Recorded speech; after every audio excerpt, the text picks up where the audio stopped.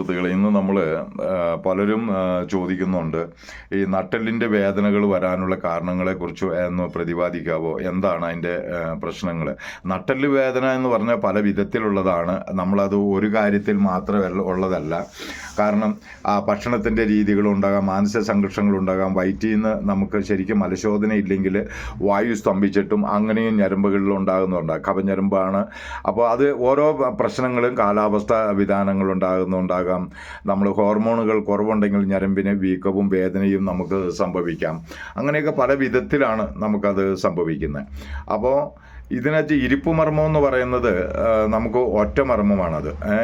അത് ഈ ഒറ്റമർമ്മത്തിൽ നിന്ന് ഇരിപ്പുമർമ്മം വരുമ്പം പല ഞരമ്പുകളെ നമ്മൾ അസ്ഥിഞരമ്പിനെയും പടുമർമ്മത്തിനെയൊക്കെ നമ്മൾ ബലപ്പെടുത്തുന്ന ആ ഒരു രീതിയിലാണ്. അത് പല ഞരമ്പുകളെ നമുക്ക് നട്ടെല്ലിൽ നിന്നും അതിനെ സ്വാധീനിക്കുന്നതാണ്. അത് ചില സമയത്ത് കൈകാലുകൾക്ക് മരപ്പ്, തളർച്ച, നമുക്ക് എവിടെയെങ്കിലും ഇരിക്കണമെന്ന് തോന്നുക, അത് കഴിയുമ്പോൾ കിടന്നു കഴിയുമ്പോൾ അല്പം സമാധാനം ഉണ്ടാകും. ഇങ്ങനെയൊക്കെ ഉണ്ടാകുന്ന രീതിയിലേക്ക് പോകുന്നു.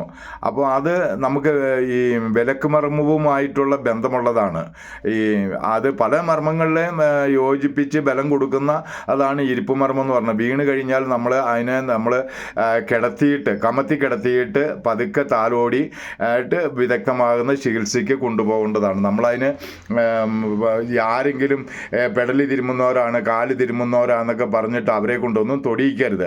മർമ്മം എന്താണെന്ന്, എത്ര അമർത്തണമെന്നോ നിൽക്കണമാണോ എള്ളുകണമാണോ എന്നൊന്നും അവർക്ക് അറിയാത്തവരാണ് ചുമൽ. അതങ്ങനെ തിരുമ്മി പലരും വഷളായിട്ട് എൻ്റെ അടുത്ത് വരാറുണ്ട്. അപ്പോൾ അത് കഴിഞ്ഞിട്ട് നമ്മൾ മരുന്നിട്ട് അതിന് ഞരമ്പിന് ബലം കൊടുത്ത് ഇത് പ്ലാസ്റ്റിക് വലിയും പോലെ വലിയും. അപ്പോൾ ഈ ഞരമ്പുകൾ കേൾക്കുന്ന ക്ഷതങ്ങൾ വളരെ സൂക്ഷിക്കേണ്ടതാണ്. അതിനുപരി ഇതിന് സംഭവിച്ചു കഴിഞ്ഞാൽ ആളെ ഒരിക്കലും ഇരുത്തി യാത്ര ചെയ്യിപ്പിക്കരുത്, കൊണ്ടുപോകരുത്. ഇങ്ങനെ വന്നു കഴിഞ്ഞാൽ കൈകാലുകൾക്ക് മരപ്പ്, വേദന, അത് കഴിയുമ്പോൾ കിടക്കണം തോന്നുക, അത് കഴിയുമ്പോൾ കുറച്ച് നേരം ഇരുന്ന് കഴിഞ്ഞാൽ സൗഖ്യം കണ്ടും തോന്നുക. ഇതൊക്കെയാണ് ആ ഞരമ്പുകൾക്കുള്ളത്. പക്ഷേ ഏതെങ്കിലും സംശയങ്ങളുണ്ടെങ്കിൽ നിങ്ങൾ ഇതിനെ അറിയിക്കുക. 88 48 42 34 പുനർജനി മോഹൻദാസ് വൈദ്യരാണ് ഞാൻ. നിങ്ങൾക്ക് സംശയങ്ങളുണ്ടെങ്കിൽ ധൈര്യമായിട്ടും ചോദിക്കാം. ഓക്കെ, വിദ്യാർത്ഥികൾക്കും വിദഗ്ധർക്കും ചോദിക്കാവുന്നതാണ് സംശയങ്ങൾ.